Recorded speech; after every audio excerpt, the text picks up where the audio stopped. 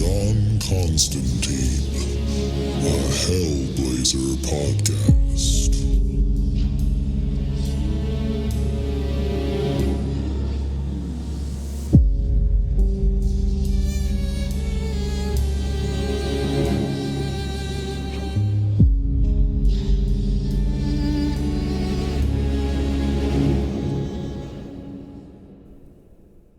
Hey there, everybody, and welcome back. Before we get into the episode, just want to let you know that this is the free version of the podcast, and all that means is that we are way behind where I'm at in Patreon. So if you are loving this podcast and you need more John Constantine in your life, definitely go check us out at patreon.com/planes, trains, and comic books and sign up for the Hellblazer tier, where you'll get access to the entire Hellblazer library that I've recorded so far. And also you'll get access to the exclusive episodes of the Planes, Trains, and Comic Books main podcast. So if any of that sounds good to you, definitely go over to patreon.com/planes, trains, and comic books, all one word, and sign up there. And with that out of the way, let's get into the issue. Today we are reading Hellblazer number 49, and just a little catch up on what's been going on in the last couple issues. There was a 2-issue story arc about a pub that John frequented, where the owners were killed by some greedy land developers who were trying to demolish the pub cheaply and then build something fancy on top of it to make the land more valuable. But what they didn't count on was those pub owners' love for each other and their love for that pub, because they come back and they get revenge on those that killed them and blew up their pub, and John has to, I guess, be witness to it. He doesn't really stop it. Well, I guess technically he does stop the last one, because he's able to convince the ghosts that the land developer, who is the last victim they had, will build the pub back for them so that they can have peace and live in this nice new pub forever. So now that the love of those two ghosts were stopped from turning into hatred, we do find out that there might be a little romance brewing between Kit and John. And we left the last issue with them walking away hand in hand, kind of talking and maybe flirting a little bit. So first things first, with issue 49, we got the cover here, and it is a very festive cover. And we just happened to time this out correctly, but the December issue of Hellblazer is now. It is the Christmas issue, and if anyone asks, I totally planned that. Because not only was this the Christmas issue,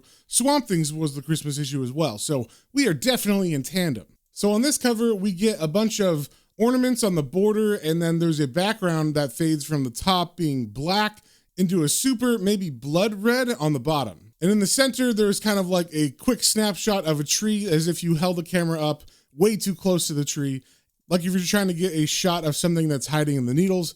And there is definitely something hiding in the needles in this one. We see in the black void behind the needles, there is a face with red eyes, and it's kind of distorted a little bit. And then on its head, there are deer antlers. And as you look at this, you might say, oh, that's kind of spooky. That's weird. It's a Christmas issue. But then when you look at the ornaments around the border, you will notice that they are not nice ornaments. They're all broken, or they have like vampire teeth that are leaking blood, or they have skulls on them. So even though this is Christmas, this is definitely staying with the Hellblazer cover theme. And we see that this issue is written by Garth Ennis with art by Steve Dillon. And I believe this is the first Steve Dillon issue. And good God, it looks amazing. He is such a great artist. This team is one of the best of all time in comics. They did Preacher together.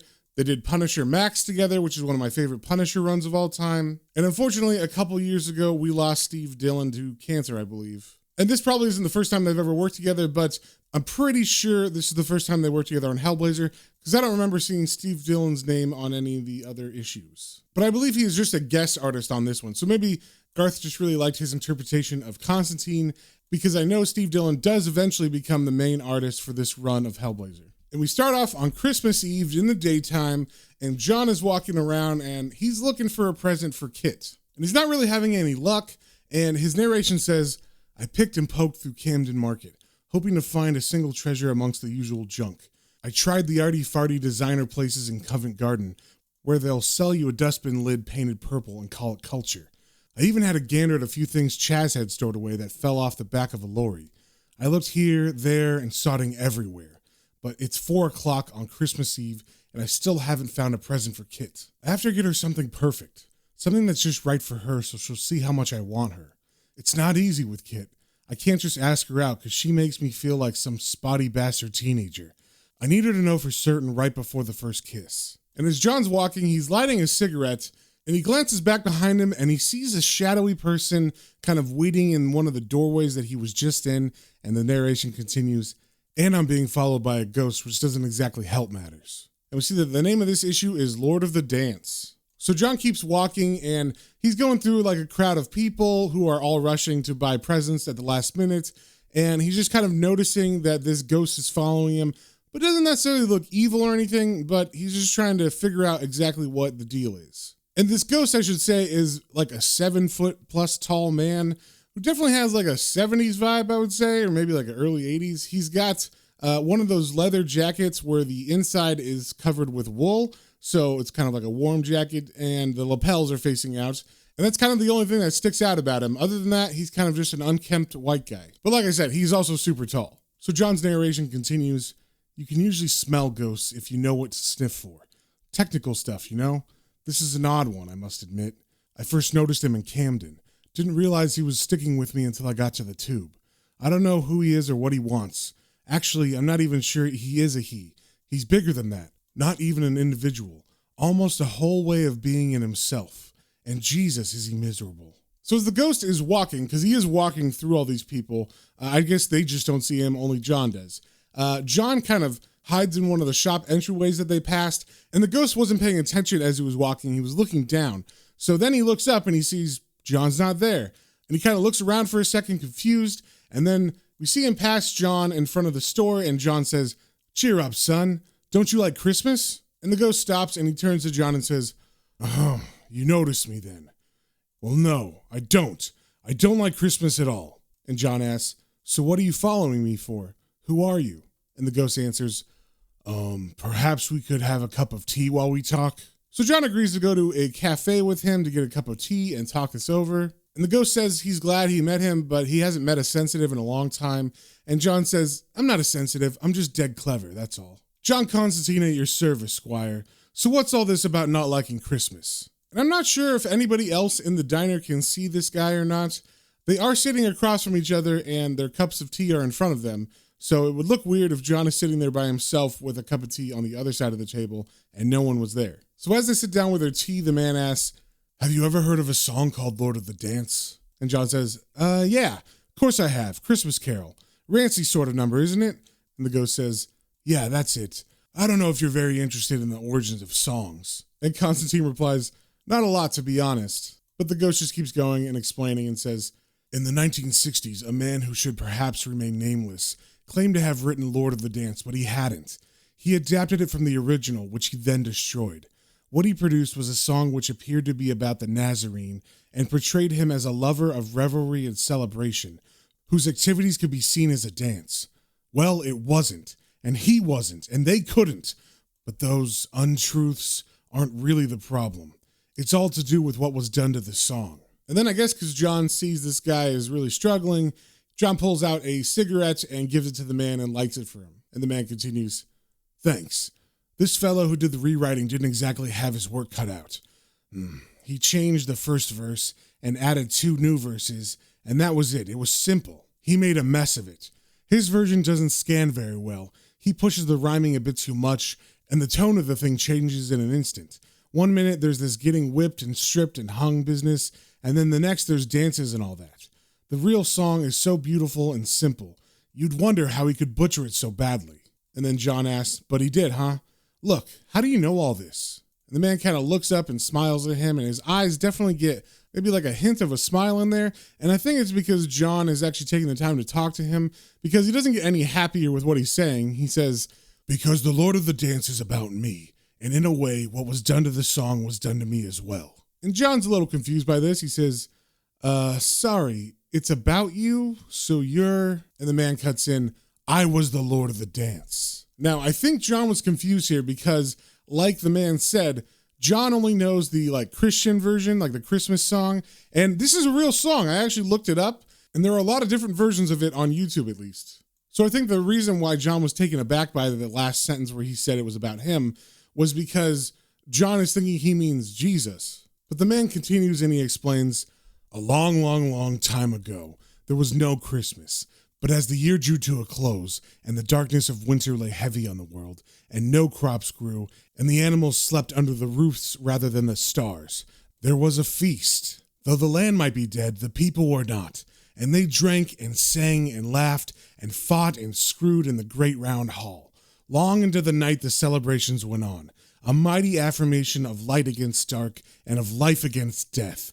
How they lived in those days. They did all those things on that great night, while the wolves and the buzzards and the bad black things went hungry. And they danced. And we get a 3/4 page splash where we see like a flashback of what he's talking about. And we see a lot of men and women in a great hall feasting at a table, and they are completely drunk and dancing and laughing and screwing and everything. And everybody looks extremely happy to be there. And his story continues. I had been in the world since it began, and not one day had passed when I did not discover some new delight or intrigue, but nothing gave me such joy as people. I heard them as they danced their dance, and as they shouted to the world their message, that no matter what happened to them, they had and ever would have but two words for those that wished them good or ill or not. I live. And in this panel, we see a dark, shadowy figure appear, and he is humanoid, but he definitely has horns on his head. And it looks like he is waiting outside of this great hall where the people are dancing and celebrating. And he continues, and in the forest of night I heard them, and I came to them, and we danced together. So we see the horn man come out from the forest from behind, so we still can't see what he looks like. And then we see him just burst open the door, and all the men and women are like, yeah, as he comes through, and he's got his hands up like he's the life of the party. And we see him from the front now. And like we already said, he's super tall, and he's still unkempt, but in this, he looks a little bit more happy. His hair is a bit longer. His face is not just stubble. It's actually like a big, full beard. And the horns on his head are not actually attached to his skull. They're actually tied to his head with a belt. And he pretty much just looks like he's a guy from Game of Thrones. He's got a cape. He's got a little bit of armor on. He's got like a really big leather belt on. And the men and women inside of this great hall are not dressed like that at all, mainly just because they're mostly naked, or at least their clothes are falling off. So like I said, him showing up doesn't stop the party. It makes it even bigger. They start a big bonfire. Even more people join and start making love and stuff. But now he's leading them in a song that they're all singing together. And this is supposed to be the original version of that song he was talking about from earlier, that Christmas song that some guy changed in the 70s. So since I actually know the tune of the song because I looked it up on YouTube, I can sing the lyrics to you as they originally were. So here goes. I danced in the morning when the world was begun, and I danced in the moon and the stars and the sun, and I came down from heaven and I danced on the earth, and I danced through the nights of revelry and mirth. Dance then wherever you may be, I am the Lord of the dance, said he, and I'll lead you all wherever you may be, and I'll lead you all in the dance, said he. So as you all can tell, I'm not the best singer of all time, but I tried. I did my best. But if you actually want to hear this song, all you got to do is search on YouTube, Lord of the Dance Christian or Christmas. And it seemed like there was a bunch of different versions, but I just picked the first one that came up because I didn't know which one would be more accurate or not. So like I said, there was a bunch of merriment and happiness going on in this hall. But then John interrupts the man and he says, I seem to remember something about Bethlehem in the first verse. And the Lord of the Dance says, I told you, it got changed. It wasn't the only thing. And then we cut back to more flashbacks. And in these flashbacks, we see some Christians coming and like monks and stuff, and then them persecuting the people for dancing and having fun. And then eventually the monks changing their whole culture and celebration to fit into the Christian narrative. So the Lord of the Dance says, the shaven-head monks arrived with their one god who was three and their chain-mailed escort, and they looked at what the people did during feast times. And because it wasn't written in that gigantic rule book of theirs, they hated and condemned and outlawed everything they saw. They called this time Christmas. One of their gods' aspects of innocence had been born, or reborn, or whatever, around year's end some time ago, and now all the world was supposed to celebrate it. The old ones were soon lost, or hijacked, and changed beyond recognition. Where once the people went to an orgy, now they went to mass. Have you ever tried getting drunk on communion wine? Then we see the Lord of the Dance standing far away from the town on a hilltop, and he's watching the town build new churches that have crosses on them. And he continues, I was the spirit of the old ways, the Lord of the Dance and ancient delight. And as the new customs came in, I could do nothing but watch. and having seen all I could stomach, I turned and I went away. But even as a piece of what was gone, they hated me.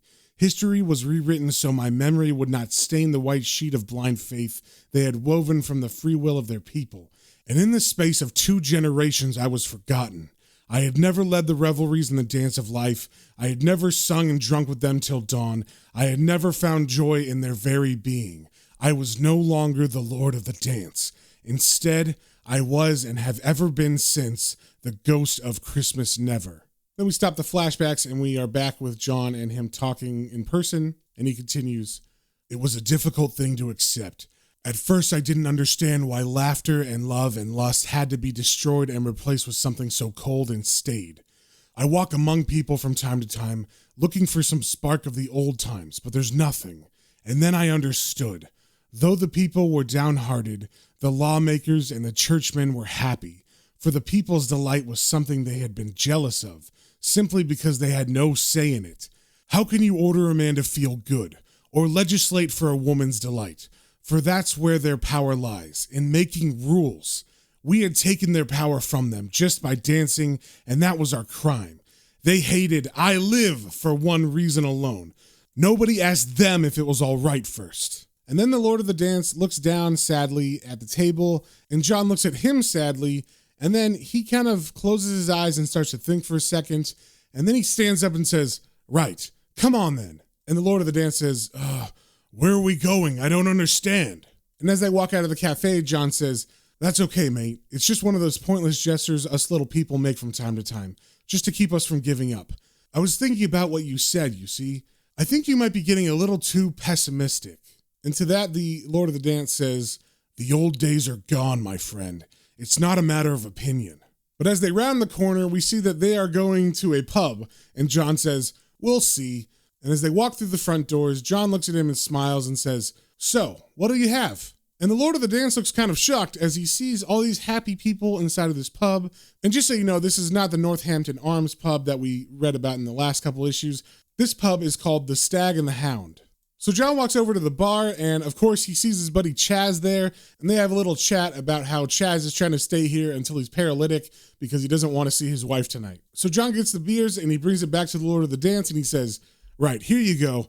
Now listen, you say the old times are gone and you can't even find a spark of them. Well, maybe that's true, but tonight, just watch and listen, okay? And see what you think." And the Lord of the Dance is kind of taken aback. He says, very well." And then they cheers and then they down their pints. And then the Lord of the Dance says, It's been such a long time." And then he begins to smile and he looks at John very happy. And then we cut to a little time later where he and John and Chaz and another guy are sitting at a table, having a blast. They're talking, and we get some narration that says, "How do you describe it? How do you put into words the feeling of a good, solid boozing session when the 6th pint goes down and you're locked in a collision course with that radar state that we visit, enjoy, and leave in agony, but with vague, fond memories of the night before? You don't have to describe it. Just do it." And then the Lord of the Dance turns to John and says, "We're drunk. We're really drunk." And then John smiles and says, "I know. See? Right. What I mean is, see, after a few pints, no one gives a shit about what Christmas means anyway. It's just pure primal bloody good laugh stuff, you know? We've still got our own little bit of fun here where the frickers can't touch us, mate." And the Lord of the Dance says, "I didn't look hard enough, did I? It was here all the time." And then John says, "Never mind. Sometimes you just need a little help to find something if you haven't seen it in ages." And the Lord of the Dance replies, "I have been so blind for so very long, you know. I imagine despair would have done that. But no more." And then they all continue to drink, and they get super drunk, and they're having a great time with each other. But then they look up, and they see everybody else in the tavern is also drinking and having a great time. And John says, "Whoa, everyone up off their arseholes. It's Christmas Day." And then the 4 men and everybody else in the bar begin to dance together, yelling, "Merry Bloody Christmas." And then when all that's done, John and the Lord of the Dance kind of give each other one like bro hug. And John says, "Right, mate. I don't know what you want to call it, but have a good one." And the Lord of the Dance smiles and says, "It's the first in a long time, friend. Thanks." And then before they leave, they actually get another pint and cheers to everybody who's dancing. And we get a scene that's similar to before in the olden days when everybody was dancing and everybody's like half clothed and almost having sex. And everybody's singing like a dirty song. And the lyrics are, balls to your partner, arse against the wall. If you don't get shagged on a Saturday night, you'll never get shagged at all. So obviously everybody's having a grand old time. And then we cut to the walk home. So Chaz is so drunk he cannot walk on his own. So Constantine and the Lord of the Dance are taking him to the front door of the flat where he lives. And instead of actually taking him inside, John just leaves him propped up against the front door on the outside. And he says, I'm not risking a face-to-face with his missus. So it's time for plan RLF. And the Lord of the Dance asks, RLF? And then like a little kid, John rings the doorbell and says, yeah, run like fuck. And then we just hear Chaz's wife say, Chaz, if that's you, you're bloody dead. And as John and the Lord of the Dance turn a corner, John looks at his watch and says, shit, it's 3 a.m. And the Lord of the Dance looks at him and says, I know, you have to go home. John Constantine, I owe you a great debt, and I'm not about to forget it. And John looks at him and smiles and says, don't worry, mate. We'll call it my good deed for the century, okay? Take care of yourself. And then the Lord of the Dance begins to walk away from him, waving, and says, I will. Go safely, do you hear me?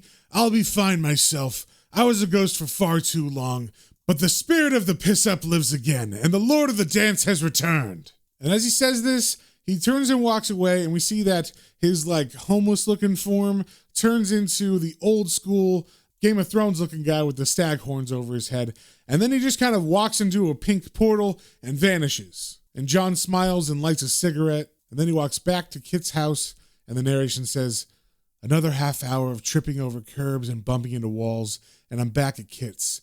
And it's right about then I remember, I never got her present. So he's feeling pretty bad about himself as he walks in, and as he goes up the stairs, he's saying to himself, insensitive, rotten bastard. Lent me her key, and I can't even get her a present. You arsehole, you stupid bleeding arsehole. You had to go and get pissed, didn't you? Oh yes, brilliant one, Constantine. So he unlocks the door and goes in, and we see that Kit is actually up, and she's just playing cards on the floor, and she turns and she says, the Wanderer returns. Good night? And John looks at her kind of sheepish and shy and says, yeah, sure. Went down to the pub with, shit. And Kit says, what's the matter with you? And John answers, Constantine bloody strikes again is what's the matter. I'm sorry, Kit. I left you all alone on Christmas Eve, and I forgot to buy you a present. And Kit stands up off the floor, and she's just wearing a very large shirt that kind of barely reaches her upper thigh, so she's not wearing very much. And she says, Christ, do you know I didn't get you a present either?